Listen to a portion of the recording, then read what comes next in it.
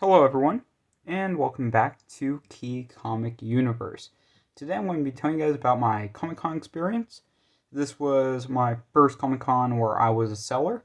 I'm just going to tell you guys pretty much what my experience was like, some of my advice, what I experienced, and so forth. And I could make a couple videos about this. I might do that in the future, just depending on how long this one goes. Definitely have some really cool stories from it, some really funny stories, and some stories that aren't so funny. So here we go. I'm just going. This I don't really have it too well ordered. I did write down a list of speaking points, but you know, I'll get to pretty much everything that's major sooner or later in this video. But before I get into it, please like, comment, and subscribe. It would help me out a lot, and it would help the future of this channel, and it would mean a lot to me. And then you can also, be updated when I release new content. So, first up, my first speaking point is kind of what I sold. So, I did have a wall set up. So, like all the more higher end books. I had bins with basically anything ranging from $3 all the way up to $40 in value. So, nothing too crazy in the bins, just a lot of like really decent stuff. Mostly Marvel and DC, and a few Image titles, and a few Dark Horse titles. And I had some $1 bins. And I'm just going to say this right off the bat. So this Comic Con I went to, again, the Comic Con was interesting. It was interesting. It was more anime focused, you could say, and more cosplay focused, which isn't necessarily a bad thing. But as a comic book seller, it did kind of lead to some minor issues just with doing sales. But the funny thing is that the $1 bin was our biggest seller at the Comic Con. That's what we sold a lot. We would just sell $1 books to people who are there. Like, people would come to the booth and they'd be like, oh yeah, I just want $1 book, and that's it. So we had a ton of just like $1 sales, which was pretty funny.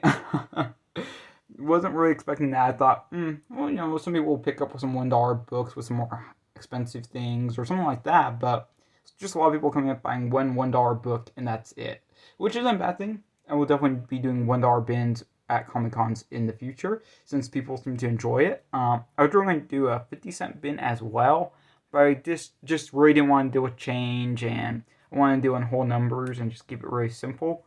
But yeah, $1 bin, that was a huge success. Sure, I didn't make a ton of money off of it, but it did increase foot traffic, so yeah, that was pretty awesome.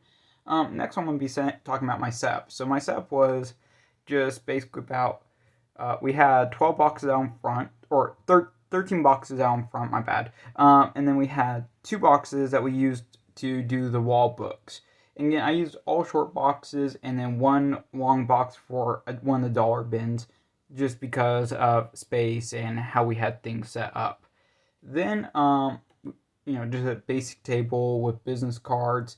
And people did not see the business cards. We had too small of a stand, so we decided about 20 minutes in that we were just going to hand business cards to anyone that bought anything or anyone that wanted something that we just didn't have at the Comic Con. So we definitely did that. And setup was actually super fast. We did get there early, which is always good. Always be at Comic Cons early. That's one of the biggest things I could recommend as a seller. Be there early so you have time to set up and have time before people show up.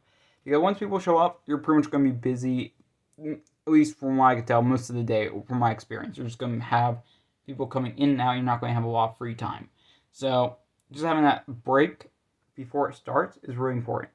Then for cleanup, honestly, cleanup was also super easy. Again, I kept it super simple with setup and cleanup. Basically, all we had out front was just business cards, boxes, and then, of course, the wall books, plus, drinks, and that's really about it. Just super simple. Nothing's complex, nothing crazy. Okay, next was something I really was thinking that there would be more of, but there really wasn't a ton of this, and that was offers/negotiations. All the offers I got, except for a few, were really reasonable, where it was like a $5 or $10 difference, and that's just super easy to deal with. It's like $5, $10 difference. I can do that all day long, especially if the person's buying something a bit more higher end. Now, all my negotiations today, which there weren't very many, but pretty much the only ones I had, one of them turned out pretty well. Made a sale. Nothing too crazy, and wasn't really too big of a difference to begin with.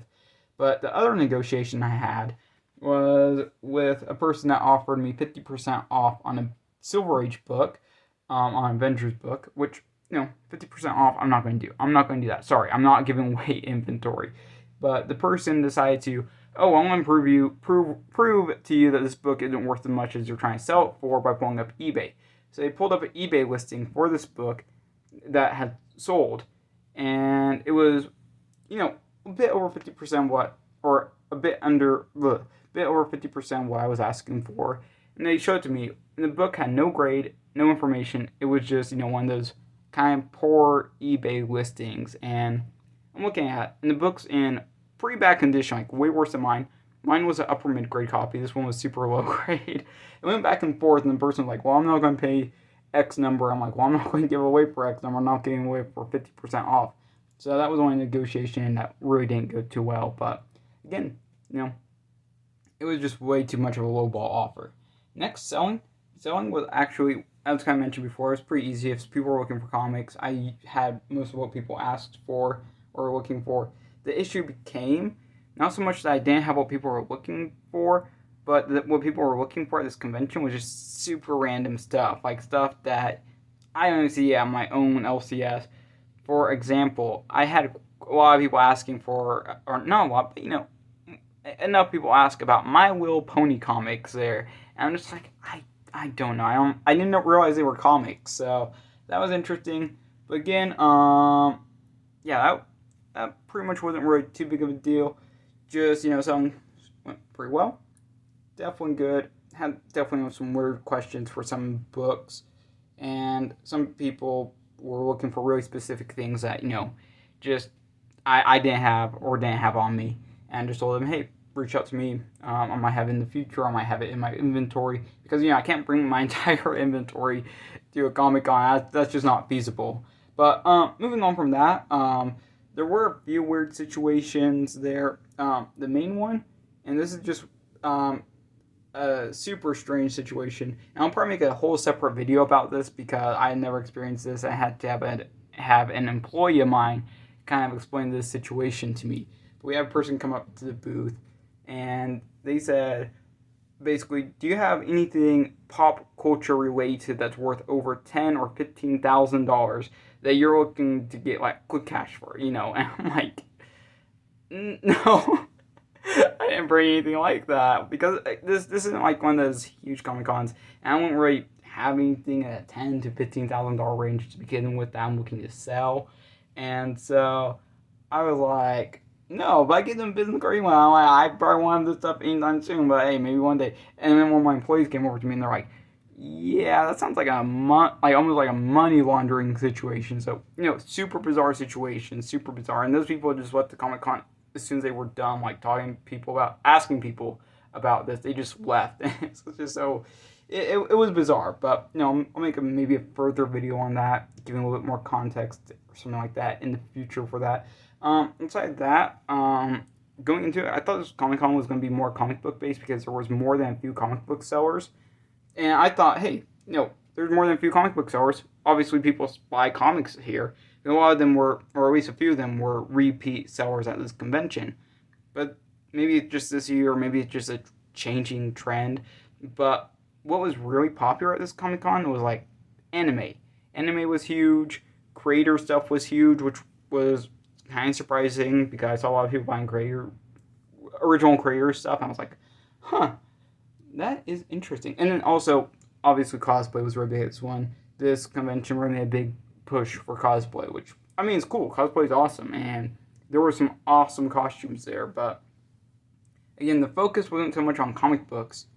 And, I'll talk a little bit more about, like, that type of stuff probably later on, kind of explain a little bit more. But next is the actual venue itself. Now, going to this venue, I had never sold here before. I've been to this venue before for a completely unrelated event. This is like basically a rentable space. And so you go in, and the first room when you enter is all of the creator original stuff. I didn't even know that there was any comic book people in there, but it was like creators, celebrities, that type of stuff in the first room or first hall. So, that's cool. And then the second smaller hall, like just if you're looking at pure size wise, smaller, was all of the people there selling like Funkos, comics, etc., which was me included. So when we were in there, we were basically the last place people were going to. So we were put at the very front of this hall. So I thought that was going to be great. I'm like, oh my gosh, the doors are right in front of us. This is amazing. But it was only an exit. It was an exit only, and they didn't let us know. And I was like thinking that people were going to come in through that way, but no, they didn't. And also, kind of how the rooms are connected. It's just this very short pathway in the very center / back of the room. So people wouldn't see our booth when they're first entering. Our booth was almost like in a corner area, which was pretty tough. And then the other comic book people were one row behind us, and it was a little bit more visible. But when people were coming in, they would see their booths first, which isn't a bad thing. I was like thinking that people were going to, eventually make their way around to us. But a lot of people, I just thought, or would assume, just didn't see us or realize that we were there, and just left without even stopping in. So that was pretty interesting. Honestly, in the future, if I ever do this Comic Con again, I would try to figure out a way to get a better spot in the venue. And then later on, when there was finally some free time, me and one of the other employees, we went around, checking out other people's booths, just saying hi to people, etc. And then we figured out that there was other comic book sellers in the other hall for the creator-owned stuff. And we were like, why are there comic book sellers back here? So it was just like super bizarre and kind of a little bit of a weird setup. And I'm not saying that that's bad or anything. It was just a little bit odd to us. Next is about the staff. The staff was awesome. I don't have anything negative to say about the staff. They were super helpful. They were amazing. Thank you guys so much. Great security as well. We were right next to the security, like where all the security officers were hanging out. So that was kind of funny, but it was really good. Just amazing staff, amazing security. Nothing bad to say there. Next, cosplay. Just a lot of cosplay, anime. Again, awesome stuff. Just different demographic than what we were going for, and that kind of goes into demographic thing about like age ranges, etc. There was a lot more kids there, at least where we were at. There were a lot more kids and adults. So if you're looking at just purely disposable income, which kids just don't have as much disposable income as adults, that probably hurt just a bit as well. But nothing too crazy, nothing too bad in that respect. A lot of teenagers, young adults. But again, more anime focus, so we know a lot of people weren't really stopping in our booth, but we were still busy. Just, I would say 1 every 5 people would actually stop at our booth. So, or, be looking for comics. So, yeah, that was interesting. And then, I guess this is another kind of small complaint about the venue, is that the entire day they were playing dubstep over the speakers at top volume until there was this, karaoke thing later on in the day. But yeah, it was really hard to hear in there, and people really couldn't hear us when we were trying to explain stuff to them, like, giving grades, giving information, etc. So yeah, that was not the best. But I guess every convention is different. The music was a bit annoying because like we're trying to do business, we're trying to communicate with people, and we just can't hear a thing, and they can't hear what we're saying. Okay, next up. We did experience, one of the other booths came over to us. We were talking to them, and we basically, awesome booths. And I don't really know what I was going to say about that, but, pretty cool people there. Maybe talk more about that in the future. I do have one story related to that. If I have time at the end of this video, I'll talk about that. But next is location related. So this isn't so much about where we were located in the comic convention. I already discussed that. But this is just where we were located at for this event. So it was in Boise, which isn't really like the biggest place for comic books. If you've ever been to Boise, there's really not much of a comic community presence there. I've been to more than a few conventions in Boise before, because all the conventions are really affordable to get into. You can typically find some really good deals on books, which is what I like about Boise. You always find like really good prices there, but the problem was that not very many people were looking for comics, and the people that were, they were looking for like a lot more affordable books.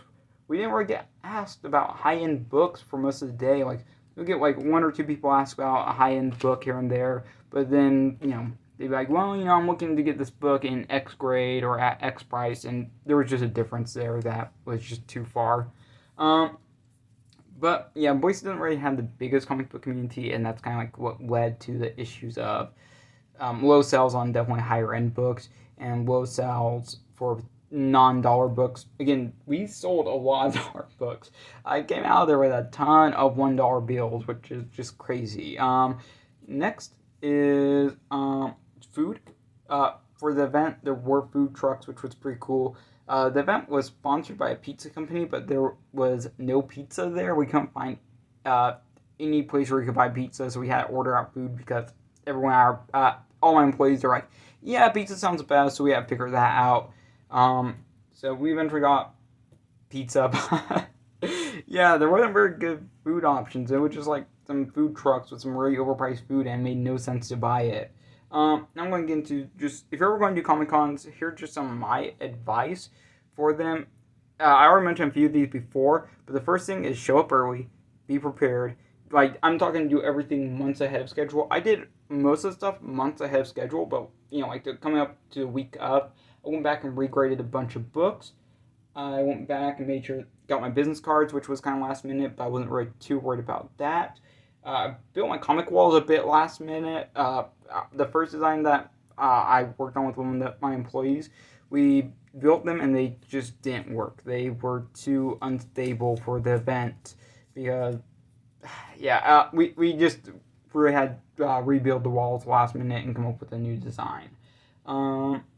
Next is, like, if you're going to do comic walls, my recommendation also is to go with wood and then use a design that just is really structurally sound. Like, use extra wood, use braces, basically just go all nuts out on it. It's worth it. Honestly, it's worth it. Just make sure that's dirty. That will save you so much time, effort, and worries at the actual convention if you just build something super stable.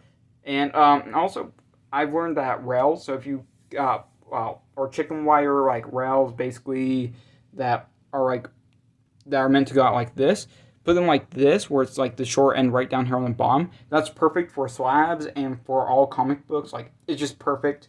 I would just go with those. I was originally considering PVC pipe, but just didn't offer the same amount of stability and didn't offer the same amount of portability. So yeah, I would just go with wood and then use rails. It's a little bit heavier, but still transportable even with like one or two people set up. So yeah, that's just my advice for that.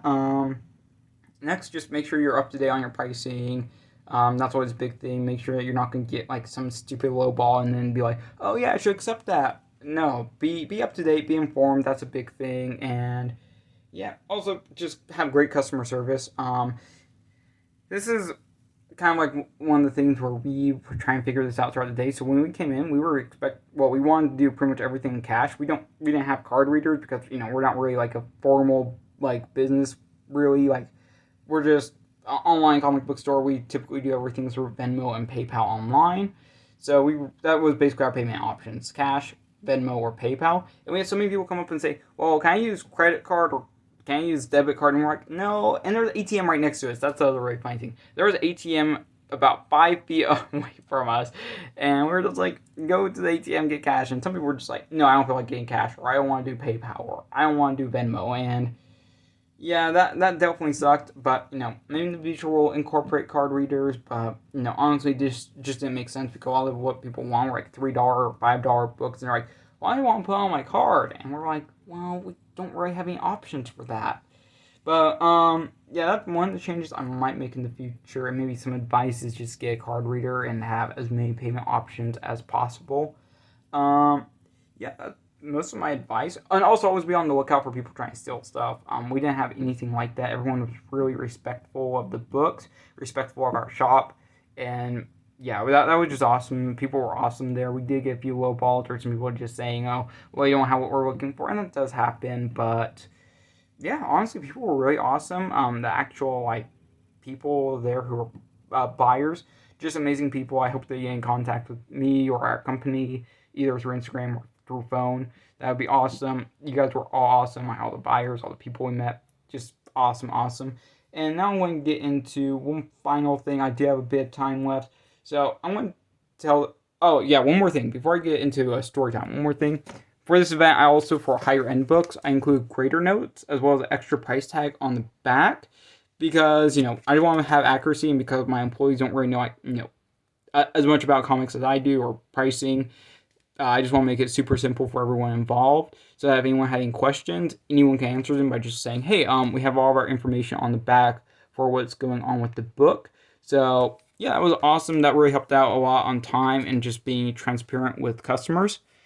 Uh, yeah, I'm just going to do a short story time about this book. So this is Batman the Killing Joke 6th printing, and it's a newsstand edition. And I had this for sale at the Comic Con. Now, here's the funny thing. I have actually a couple people come up to me and they're like, "Yo, I've never seen that book before. That's awesome. You have a newsstand of it," and just super nice. People just complimenting me on this book because I guess a lot of people in Idaho or Boise just really like Killing Joke, and we're just like, "Yo, that's awesome. You got that book. I've never seen that book in person. It's so cool," and that was really nice of them. I didn't sell it. My and partly because of the price, partly because of people just not really wanting to pick it up, or the reason may be. But one of the people who was interested in the book went over behind us and talked to one of the other comic shops and said, "Oh, do you see that Batman Killing Joke they had?" And the shop person, one of the people who was at that shop, came up to us, went through some bins, and then they're like, "Hey, can I see that Batman the Killing Joke?" And I pulled it down for them, and I have a label on this book saying basically, "Hey, this is a scarce newsstand edition. It's super hard to find." And the person is looking over it, and they're like, "They never made a Batman the Killing Joke newsstand. You're lying about this." Is basically what they said. They said a little bit nicer, but they still call me a liar. I'm like, bruh, what is this? What is this? There's a newsstand mark right here. It's not a green label or anything like that where it's a sticker. No, it's an actual newsstand. And I explained that to them, and they're like, "Oh, well, there was never a newsstand in this book. It was probably sold in a bookstore." I'm like, "No, you're thinking of the sticker." And the person just was really hounding me about it, and then they leave. They're like, "Okay, thank you for letting me take a look." And then their boss, a few minutes later, the guy who I guess owned that shop, he came over, looked through some bins, kind of just staring up at the wall, flipping through some bins, and he's like, "Hey, can I see that Batman the Killing Joke?" So I showed it to him, and then he said, "Oh, that's really cool," and walks off. And so I'm just like, wow, that was just super bizarre. And yeah, this was like the book that I got asked about the most. Well, not the most, but asked about a lot more than I thought I would. I thought people would just be like, "Oh, cool," and then just never ask about it, or just be like, "Oh, yeah." But no, people were really interested in this for just whatever reason. People were just like, "Wow, that's cool." Like, out of everything, like, I had definitely some bigger books for sale, but this was the one that people really wanted to take a look at. And also, on top of that, I have really anything else to say about this comic convention. Oh yeah, also, I didn't really do as much as I wanted to in sales. Honestly, sales were a lot lower than I was expecting them to be. And again, the Comic Con ended up being a little bit more anime focused, which isn't too bad or anything like that. But yeah, sales were lower than what we wanted. I still paid my employees, still let them know, "Hey, I'm going to pay you how much I said I was going to pay you to begin with. No issue." I just didn't walk away with as much as I wanted to. And it was just because a lot of people weren't looking for wall books. I sold 3 wall books the entire day, and then just a bunch of $1 and $5 books. That was really about what sold. And, I've been to other comic conventions before, and I've been selling online for a while now. I've been on Instagram, Key Comic Universe, do my sales there, and it was just a completely different environment than I've had at other comic conventions or through online sales. But still a good experience, good worthwhile. I'm planning on doing more comic conventions soon. I think the next one I have planned for this year is in August, and that one is also going to be in Boise, as far as I am aware. So yeah, I guess Boise. Boise also, the other remote comic convention was it was super cheap to get a table there, like way cheaper than anywhere else. So that was part of the reason I decided to go there. And also, this comic convention had a really good turnout. I'm talking, this place was crowded, packed the entire day. So yeah, I just was expecting more comic book people, which just wasn't the case. But still love the convention. Staff was awesome. The people who checked out my booth, awesome. We really had a lot of good conversations about comics, history, all of that type of stuff. So yeah, I'm probably make up some follow-up videos about maybe some of the stories or some of the events. And if anyone's still wondering, yes, I do have a grading series that I'm planning on doing, just going over my grading and explaining my grading in depth. So thank you for watching. If you have any questions, let me know. Please like, comment, and subscribe. And check me out on Instagram at Key Comic Universe.